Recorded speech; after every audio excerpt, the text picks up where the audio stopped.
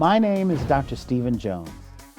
As an organizational psychologist and executive coach, I love to study what allows people to bring out the best in themselves and others. So join me as I welcome top leaders to uncover the future of leadership.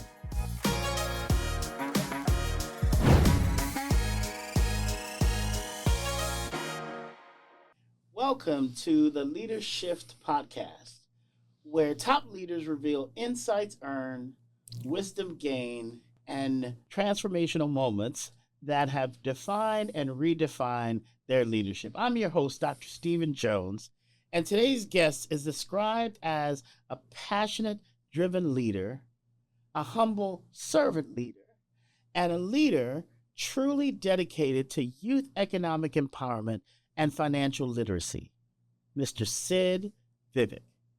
Welcome to the LeaderSHYFT Secret Podcast, Sidd. Well, thank you for having me, Dr. Jones. Very good. We are excited to have you. And in this episode, Sidd and I will work together to uncover a few of the secrets of the future of effective leadership. But before we get started, let me tell you a little bit about this amazing leader. Here we go. So, Sidd is a first-generation American who grew up in Boston, Massachusetts. And I've heard it's Massachusetts. If you know, then you know, right? President and CEO of Junior Achievement of San Diego County for the past 6.5 years. Sidd has provided leadership as well at the YMCA of San Diego County, and before that, for several years in Washington, D.C., for a national nonprofit focused on educational policy. Sidd is a community leader and a change agent. From 2021 to 2024, Sidd was consistently named as one of the top 500 most influential people in San Diego by the San Diego Business Journal. The North County Business Chamber has also awarded Sidd with their Individual Leadership Award.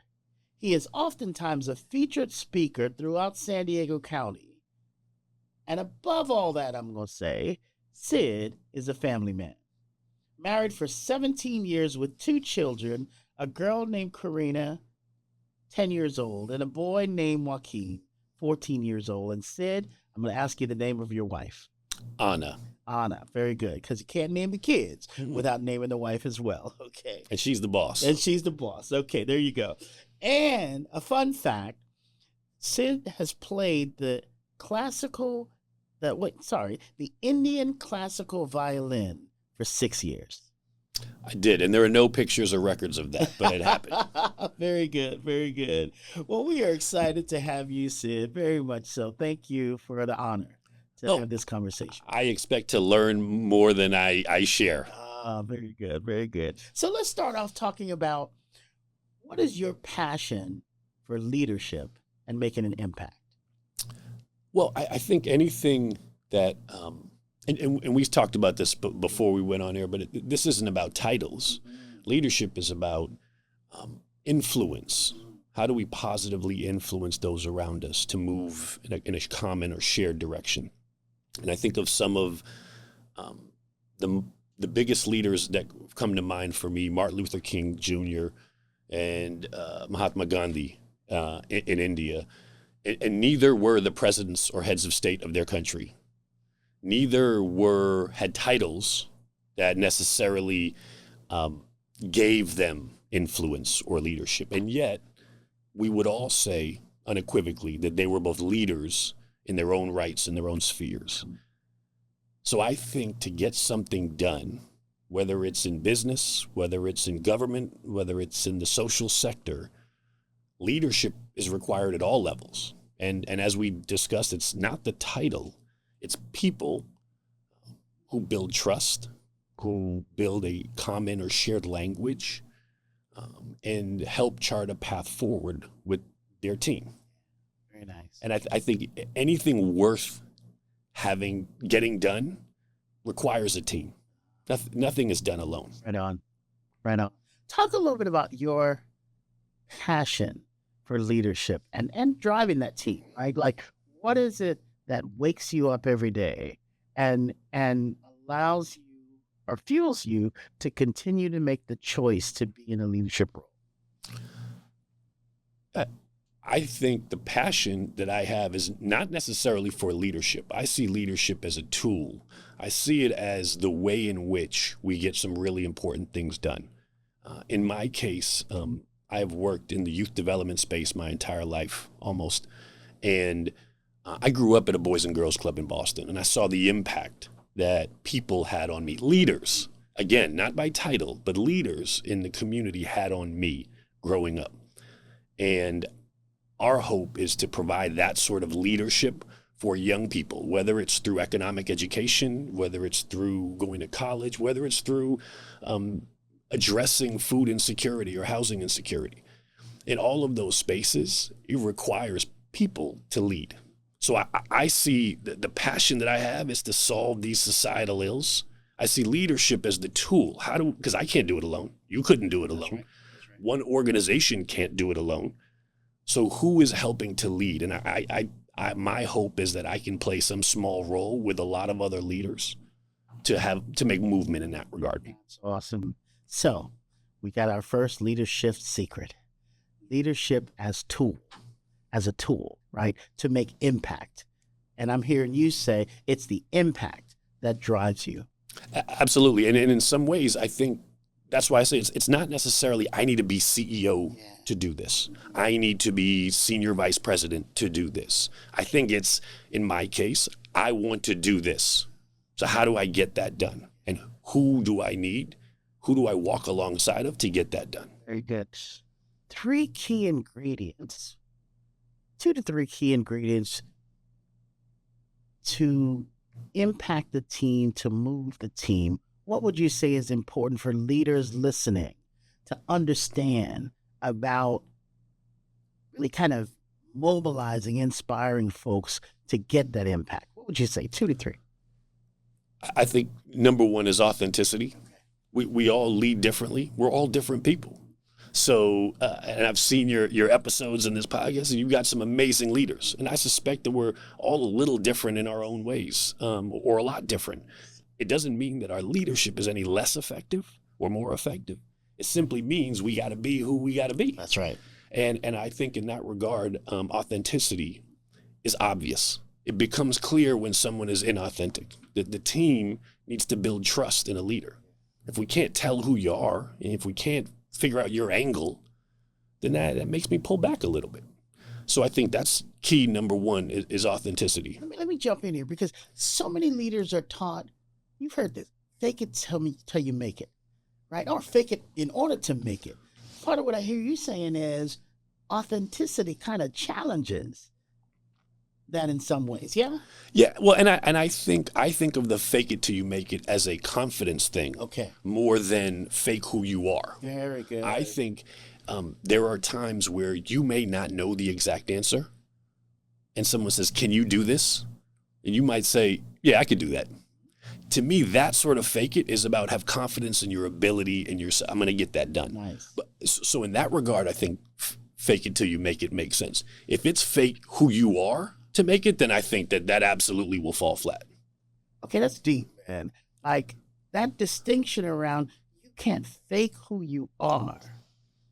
And so genuine authenticity, right? Okay. Because I think the fake it to you, in my mind, yes, this is one humble person's opinion, fake it till you make it is about the insecurities and the imposter syndrome that so many of us bring to leadership. We get in and we're like, we're not good enough. We can't do this. What am I doing here? And then someone, not intentionally always, will say, you're the CEO. Can you do this? There are moments where you have to believe in yourself and say, yes, I can. Even if you have not had that experience. I joined Junior Achievement as CEO 6.5 years ago. I wasn't the CEO before that. And in fact, one of the interview questions from the board was, you don't have experience doing this. How do you know you can do this? There is a level of confidence that, not cockiness, but there is a level of confidence we need to have in ourselves. And I think this is true across the board. But I think it's especially true for women and for people of color who are historically not in those levels of leadership. to say, no, I can do this. And that to me is not faking who you are. That's saying, I'm gonna pull back on my imposter syndrome a little bit and say, no, I deserve to be here. I can do this. So good, so good. Okay, so authenticity, one ingredient. What would be number two and three? Humility. I think, and that is a balance with confidence. You need to be confident, but you also need to, when you make a mistake, and we will make a lot of them. I make them all the time. It's okay to say, yeah, I messed that one up. And I think, again, your team, the people around you will appreciate that vulnerability. I think they will understand because the title or the role doesn't mean you've got the best ideas or that you're always right. And I think an acknowledgement of that is really important. And I think the team needs to see that. Yeah, so good. So humility right next to vulnerability. Yeah, yes, I would put those two together. Yeah, I mean, I think being humble and being honest about your humility is a level of vulnerability. Yeah, very good, very good. Got a third? I do. To me, the third is positivity. I would put, there was three here. If I could hyphenate or put slash marks, I would say positivity, energy, and humor. Some version of those three. Okay. But it's about, there are always going to be tough times. So how we react in those tough times, people are watching. And I think when you get into leadership roles, again, remove the title. When you get into leadership roles, people are watching whether you realize it or not. So when you show up, how do you show up?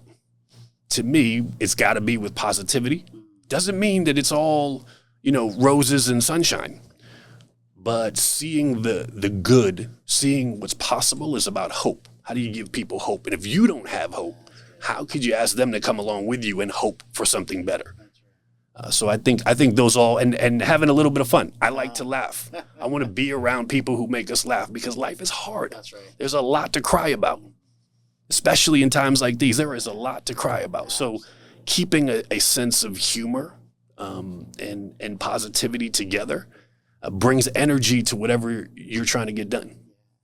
I so appreciate what you're saying because what's popping in my mind is this idea of, I've seen people who I'm going to say are pessimistic, who will call themselves realistic, right? And I'm like, when did pessimism take the corner on realism? You can be positive and realistic at the same time. Absolutely. And to me, that's the sweet sauce. Okay. I mean, you have to be realistic. No one is saying that we should just be pie in the sky and make things up. But you can have a positive view of the world while also recognizing, hey, right now is a good time for that. If we are being realistic, there's a lot of things that are not going well. To say it, that's a euphemism. To say it as nicely as possible, right. There are a lot of things that are not going well. But you could also say that we're here. And we've been through this before, whether we want to admit it or not. That's right. And some people would say they've been going through it for 250 years. Come on. So I think there's an opportunity for us to be positive. Even as things aren't going the way we want, we can look forward and say, okay, how do we get through this? Yeah, very good. I think that's where we have to lie. Very good. Now, you mentioned something earlier about we learn, we don't make mistakes or we don't fail, we learn. Yeah, I think that's I'm a sport. I grew up playing sports, and I think of coaching. You're gonna lose games. What you take from those losses is actually the sweet spot. Okay. So yeah, we joke in our office, right? But we win or we learn. But yeah, we don't lose. There's no losing. Every opportunity that we have to learn something is an opportunity to iterate and get better the next time. Very good. So, that's how I think. And again, that goes back to glass half full. Yes. Because we know in sports, there are wins and losses. That's right. So the idea that we're going to lose is not what we're avoiding. Very good. It's what do we get out of those losses that helps us win going forward. That's good. That's good. I'm going to pull out another leadership secret, y'all. We win or we learn, and we keep moving forward. and we keep moving forward. That's excellent. So talk a little bit about part of what have you always been in that leadership role? You mentioned in, playing sports, and I'm thinking about Sidd in high school, or Sidd in college. We're going to go back a little bit. That's a very awkward individual you were thinking about. Talk about him a little bit. I think I always had, and I'm grateful to my parents and my brother. My parents immigrated here from India, and very well educated, knew the language, but didn't know the environment. Didn't know this. My dad talks about having to wash his clothes for the first time because they didn't have washing machines in India when he immigrated in 1959. So being in a new place with a new language, figuring out how to wash your clothes on a college campus, that's humbling. Yeah. For somebody like me who was born and raised here, and it comes so natural, right? Yes. So they always instilled in me a sense of confidence, I think. So I think back to my old basketball teams. I wasn't the star player. I sometimes didn't get off the bench. But I think they would say I was a leader on that team. I think of the organizations that I've been in, it's never been the title. So when you say, have you always been a leader? I don't think I've been a leader, but I think I've always valued people. Yeah. And I hope that I have shown that I value people. Mm-hmm. And in return, I think people want to connect with me too. And if that leads to a level of influence in places where I can go be class president of my senior class at Boston Latin, if that means that people want me to take on progressively more roles, I'm grateful for that, but I wasn't doing it for those reasons. I think like on a basketball team, if I'm vocal in the huddle, it's because I think I see something that we would need. You're not always right, but to be a positive influence on a team when things are not going well, people look to that. That's right. People need that. And so in some cases, I think I was just filling a void that I thought, oh gosh, maybe we need this right now. Yes. And in the case of basketball, it wasn't me on the court, by the way. it's me staying firmly planted on that bench, but perhaps sharing something that I thought, a little energy that I think our team needed. Very good. So I don't know if that's leadership or just being present with the people around me. Yeah. It's so good. It's leading from the seat that you're in versus waiting till you get to a predetermined seat to have an impact and influence is part of what's you always say everything's so much better, so I should just write them down. No. I'm tracking with you. I'm making it make sense in my head. Very good. What are some of the pitfalls, potholes, right? Problems that you sometimes see leaders bump into with the best of intentions? I think I've probably done them all. So, I think one is, and we talked about it a little earlier, thinking that it's my way or the highway because I got the best title or I got the best role or for some reason I think I'm smarter than everyone at something. I think that's an easy pitfall to fall into, especially for people new in the role. You feel, we'll go back to, you got a sense of imposter syndrome. Yes. And you feel like, I got to show them that I know that I deserve to be here. And some of that comes with a feeling, an outsized sense of authority that you're supposed to have. And I hope I didn't do that, but some of my teammates might tell you that I did. And I think that's a great lesson to almost instead of lean in, sometimes lean back. And you lead from behind and let people who are good at what they do be good at what they do. And sometimes that means that you don't. You sit back and give them the chance to do their thing because they're better at you. So to me, that's a part of it. You're not always right. That's, I think, an important one. Mm-hmm. And then I think the others, and we talked about it in the top three, but the humility part, it's okay to say, we're seeing this right now across the country in the return to work. That's right. Everybody wants folks to come back to work. And several companies have pulled back on their plan. And I think some really great leaders have said, you know what, we were wrong. You're right. You can work from home. We're just as productive. Things are going well. You know what? I said 5 days a week. We can go back to 3, right? Or 2. I think that's great leadership. Saying, you know what, I made a mistake. And I don't think that happens enough. Very good. Very good. Excellent. Excellent. Excellent. As you think about one or two aspects of what do you think leaders need to, I'm going to say, avoid? And let me ask you, go a little bit further. Avoid in terms of the way that they interact with their people, because I'm hearing you saying sometimes you have to lean back as opposed to lean forward, right? As leaders make room for others to lead, what do you think is one or two of those things that is important for leaders to avoid as they do that? I think I'll speak for myself. Yeah. I think this, again, becomes less about the logo on the building and more about the people in that building. Okay. So and that's both the constituents that you serve and your teammates who help you serve them. Yeah. And I think there's an easy way for some of us, when we're in roles, we think too much, almost organizationally. Yeah. And I shouldn't say too much, but we think organizationally. And sometimes people's growth or people's interests don't align with what we perceive the organization's interests are. And I give an example. I mean, I've been around at a previous organization, not in town, and leaders were unhappy when someone shared that the role or the focus they wanted was not what they were doing. So they were like, basically they said, unless I can do this, I think I'm probably going to look for a job elsewhere. And it was a high performing teammate. And I think people got, they got a little hurt by that.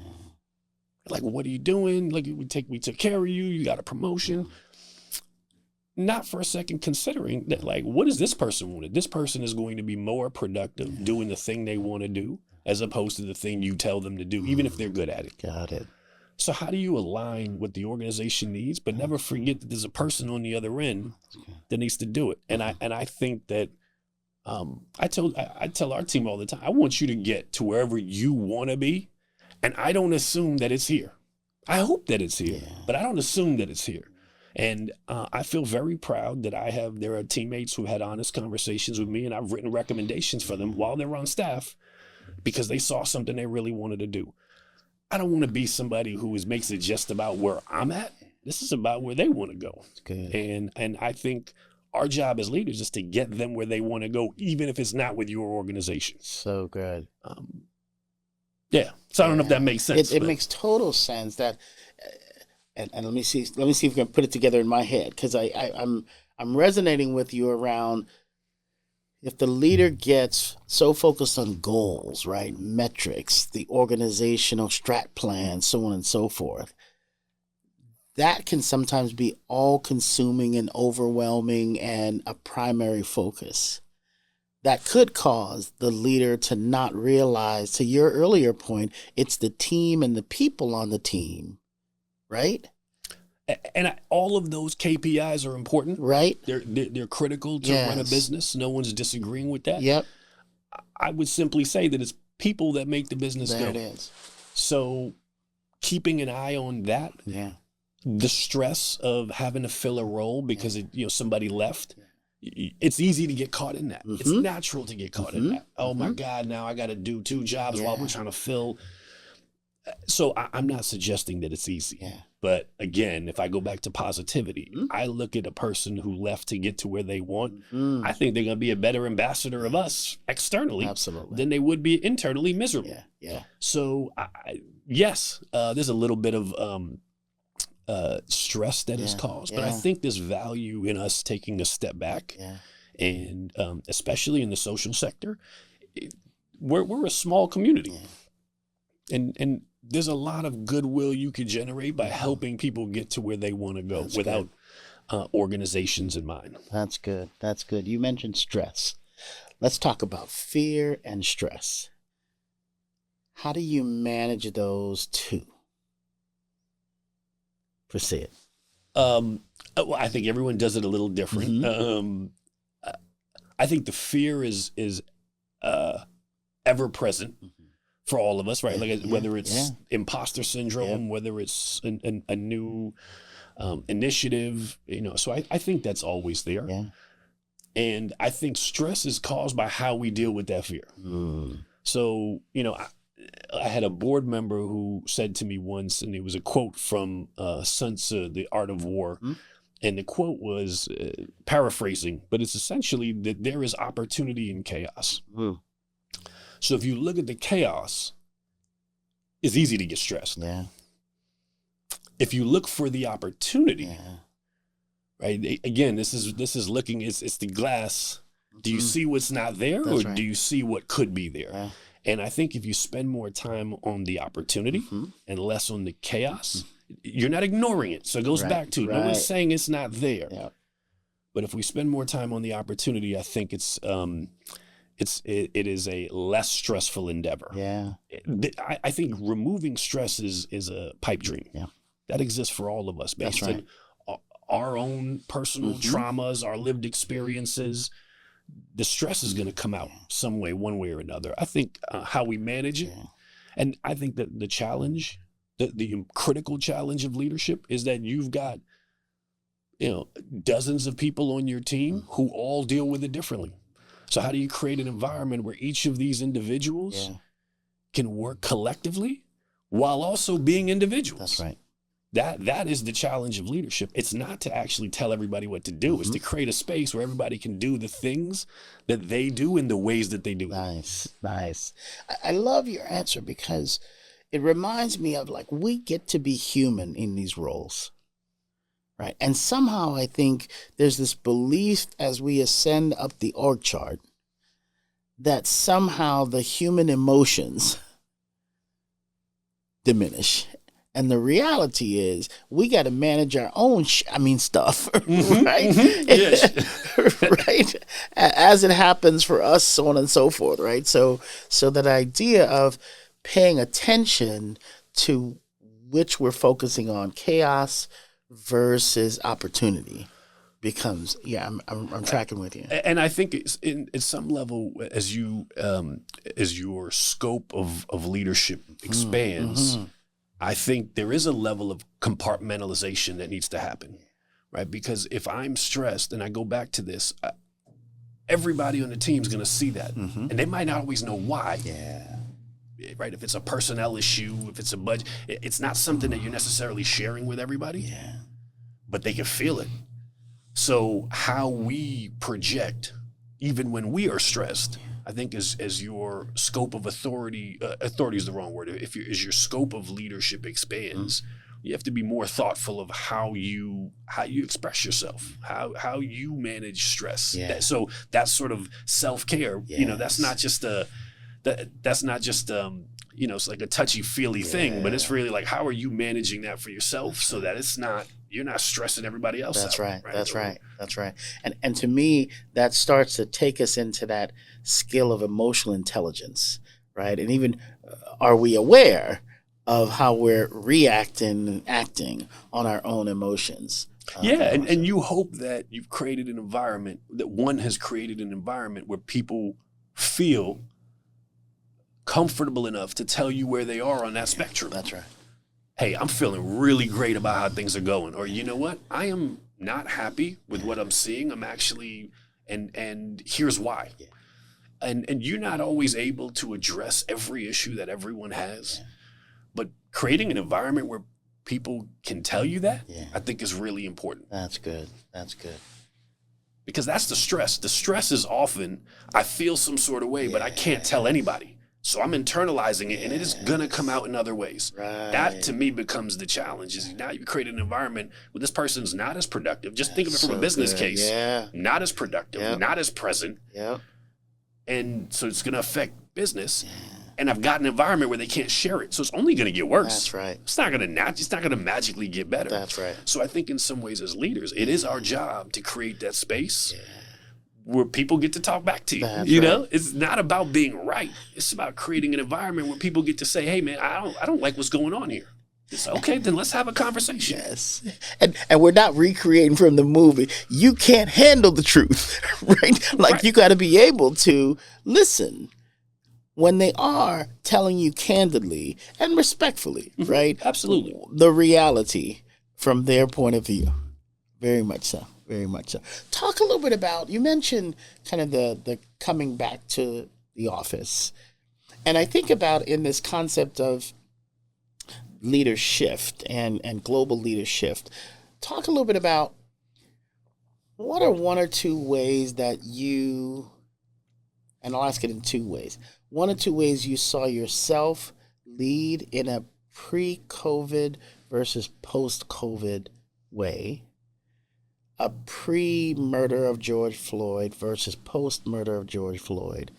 A pre-quiet quitting versus post-quiet, right? Like, what are one or two ways you saw yourself lead differently or shift your leadership? And then the second part is, what is one or two ways you think it's important for leaders to kind of shift given those realities? Well, I think just practically, like tactically, not even strategy wise, but the idea of virtual work just wasn't a thing. And then it was. So even just managing operationally, the fact that people don't have to be in the same room as you to have a meeting changes things. So you got to change. That's not a, whether you like it or not, it happened. There's no putting that genie back in the bottle. And again, and you're gonna hear this from me because I'm a positive person. Yes. So I'm looking at it and saying, okay, what's the opportunity here? Yes. Not I hate this and this sucks and I don't want it like that. You can do that if you want, but that's to me is unnecessary stress. I don't want to manage that. I want to manage where the opportunity is. That's right. So I think there were some opportunities as a business that overwhelmingly is in person. Yeah. We've created an environment where a lot of our staff can now work from home 2 days a week. Nice. And that's not always possible, depending on role, but we try to make it as possible as create redundancy so that everybody gets that opportunity. Nice.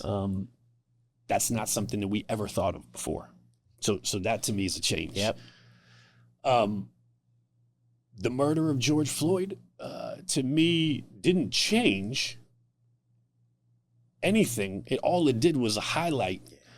It brought to the surface what had been happening for literally 100, 250 years. Yeah. So to me, it didn't change as much as it made clear, crystal clear, that it's something that needs to be addressed. And while we are not in that business, we are not, it's you cannot be a social justice advocacy organization and still believe that fighting for social justice is important and still reflect that in your work, even if like we're not a lobbying organization. That's right. But that doesn't mean we can't reflect it in the work that we do. Very good. So I think that helped us expand some of the work, make us more intentional about some of our programming, think about our practices and policies with a different lens. So all of that happened kind of tactically. And I think that was a great reminder to go to the second part of your question, which is like, how should leadership? I don't think of leadership as like a map. It's not point A to B. You never get to B. Yeah. There is no B. Yeah. So how are we always adapting? This is a winding, infinite road. Yes. There is no stop. So it's just what direction are you headed in? And how do you keep going? Yeah. How do you never run out of gas? Yeah. Right. And I think to me that takes constantly learning, and it goes back to the three things that are important. Yes. It's like, how do you humble yourself to say, I don't know everything there is to know about this. And you can't do everything. So I'm not saying that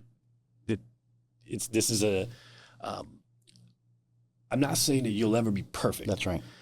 Right. No one ever will be. But and one of our values, one is positivity, which I already shared with you. Yeah.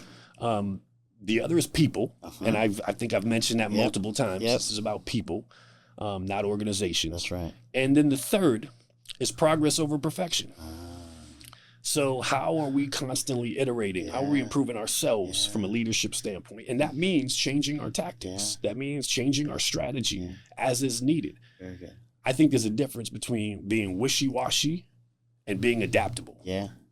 And you'll find, we'll all find that in our own ways, but I don't think changing what you believe in something, if it's done with thought and experience and with intent, that doesn't mean you're wishy-washy. That means that you understand, wow, this is a different way to do this, and this might be better.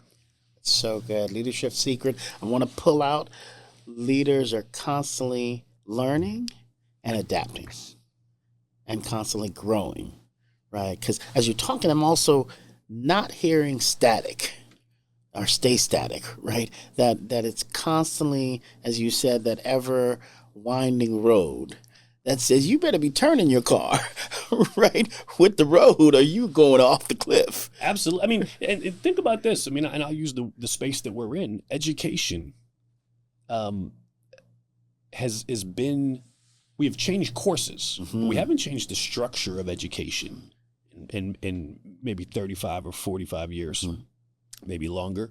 But the way in which children consume information has changed in the last changed in the last year, let alone 5, 10, or 15. Yes. So as technology changes, as macroeconomic situations change, each generation is a little different or a lot different than the last. So how could we be the same leader in 1980 as we are in 2025? That's right. That's right. Absolutely. Absolutely. Your organization, Junior Achievement of San Diego County, identifies laureates. As you, over the last 6.5 years, is there any kind of common theme that you've seen or that you can identify from, kind of in general, the folks that get that esteemed title or awards? So it runs the gamut from people like Dr. Constance Carroll, amazing leader of our San Diego Community College District, one of the best in the country, to people like Erwin Jacobs. And I use those two because if you look at them, they are very different in many ways, and yet very similar in others. And the one, I think, guiding or the one through line across our laureates is their connection to the next generation. At JA, and again, this isn't about JA, but at JA, we are focused on empowering the next generation of leaders. How do we ensure that tomorrow's Constance Carrolls and tomorrow's Erwin Jacobs have access and the tools and the skills today? And every one of the laureates that we recognize have displayed that in spades. And some of them have become billionaires, but they still invest in projects that lift up our community. And some have been, like Dr. Carroll, a public servant, an educator for their entire lives. And it's very obvious that that's what they're doing, lifting up people. So that's really the focus. And we think all of our sectors, business, government, social sector, philanthropy, have a role to play in empowering the next generation. It reminds me of, I learned in some Native American communities that folks think 7 generations ahead, right? And that's part of what I hear you saying is leaders think about the future and developing the future today for tomorrow. That's powerful. What's not in the playbook? So when you think about like what's not in the leadership playbook that folks get, or there's a playbook? It's an ever evolving. This playbook from me, Dr. Jones? I'd love to see this playbook. Right. If there was a playbook, what do you think? In your years of leading and, from different seats, what's one thing that's not in the playbook that should be? That's a great question. I think there are, I mean, it really goes back. I was joking, but only half joking. I think it goes back to as people, we're all so different. Yeah. And that's a good thing. That's something to be celebrated. That's something to be leaned into. Yeah. And if we believe that to be true, and I do, I think it's hard to have a playbook that outlines every scenario for you. So I think I go back to, and this is why I'll be your worst guest, because I haven't had a playbook as much as I've tried to be as authentic as I can be. I've tried to be as vulnerable and humble as I can be when I make those mistakes. And I try to be as positive and as energetic in the work that I do, in my hopes that others will say, gosh, yeah, I want to work with this guy. I want to follow, not just follow, I want to lead with him. Yes. So I don't know what needs to be in there, but I also think the idea of a playbook suggests that you can't play outside of it.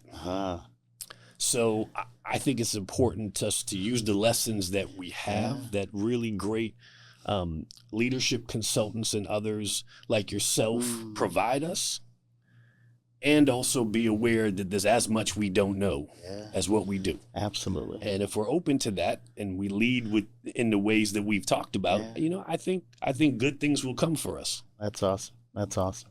Now, I appreciate that. He's and you are not one of the worst guests. So let me be real clear about this. Okay. That's okay. I told you I rode the bench in high school. This is going to be my first time on the bench. You are on the court, good sir. You are on the court. But this idea of if there is a playbook, don't stay in the playbook, whatever the playbook is, right? That's powerful. Yeah. Super powerful. Go ahead, please. No, I was going to say, my son plays basketball on a club team. And I was describing to him the difference between playing in a league game and playing pickup. And both are really valuable. Yes. Because one has structure, needs structure. One has a team that practices together. Yeah. So you know where each of your teammates should be, what you're each going to do next, where the ball moves and swings, when to cut, when to set a screen. It's almost like a symphony. Playing pickup is like jazz. Just as valuable, because you have to play off of people that you've never met before. You have to make basketball moves and cut and screen and do all the same things, but there's no set play. And yet it needs to be done if you want to win, right? So you got to play off of other people. And to me, leadership is both of those. There is structure, absolutely. There is science, but there's also an art to who you have on your team, to who is working with you, because they're all different.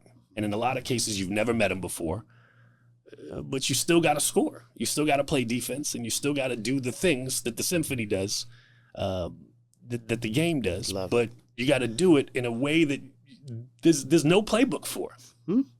So we got to figure some things out together. To me, that's the art and science of it.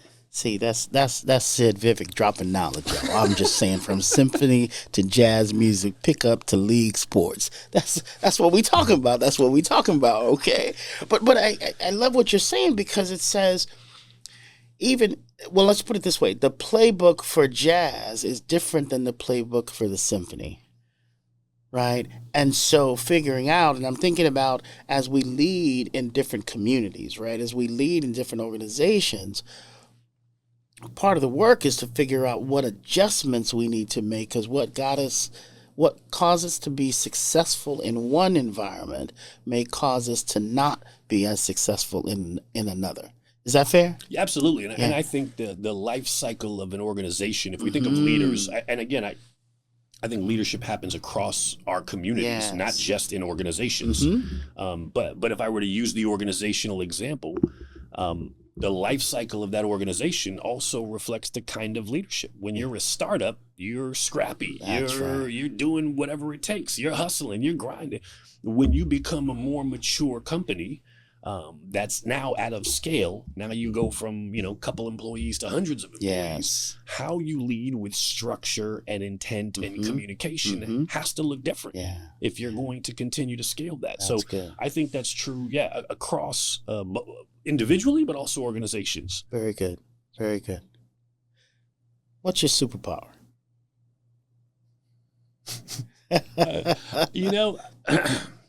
I don't know. I'm still looking for it. But if I were to use other, I think I think it would be some things that I've mentioned already. I think it is positivity. Yeah. And I think it's my energy, which is good and bad. My wife would jokes with people that we meet for the first time, or that I meet some of her friends, and they're like, does he ever turn it off? So, in a lot of ways, I can't help that. But I think that's a superpower. I think there's times where you need those things. There's times where you don't. My wife would tell you. But I think it's my energy and my positivity. I would say. I don't know that that's a superpower, but I try to lean into that because I think I can help bring that to a room when it's needed. Very good. Very good. Awesome. Well, and I would also add to your description of your superpower, I think the positivity combined with genuine authenticity is part of, I think, what allows people to follow and be impacted by your leadership. Oh, that's very kind of you. That's Absolutely. Very kind of you. I appreciate that, Dr. Jones. Yeah, very much so. Very much so. It is clear that Sidd and I could continue to unpack those LeaderSHYFT secrets. Sidd, I want to give you an opportunity to kind of closing comments. What's one or two to three key takeaways that you hope folks walk away with from watching this podcast? I would boil it down to one. Okay. We all choose to be leaders in our spaces. And I don't think it chooses us. I think we choose. And that has nothing to do with whether we are individuals or organizations. It has nothing to do with whether we're CEOs or entry-level staff. I think we decide those things, and others will either co-sign or not. But ultimately, I think of the old African proverb, the word Ubuntu. Right? I am because we are. Ultimately, we don't do anything alone. That's right. So all of our jobs is to engage others. That's right. I tell people all the time, we're in the people business, man. That is, and really whatever business you're in, it's the people business. That's right. That's what drives me. For me, it's the young people, but it's my teammates, it's my family, it's people. So I think that we're all leaders, and how we engage people, those are the choices that we get to make. Very good. Very good. I can't believe, man, we have covered about an hour of conversation that felt like a flash, felt like a blink, big time. I'm ready to go another time. And you could. Very good. Well, let me thank you all for staying tuned and checking this episode out. Really appreciate your focus, your time. And we look forward here at the LeaderSHYFT Secret Podcast to being committed to continue to bring you top leaders like my friend Sidd Vivek, as we work together to unpack the secrets of the future of effective leadership. Thank you all very much, and we'll see you soon.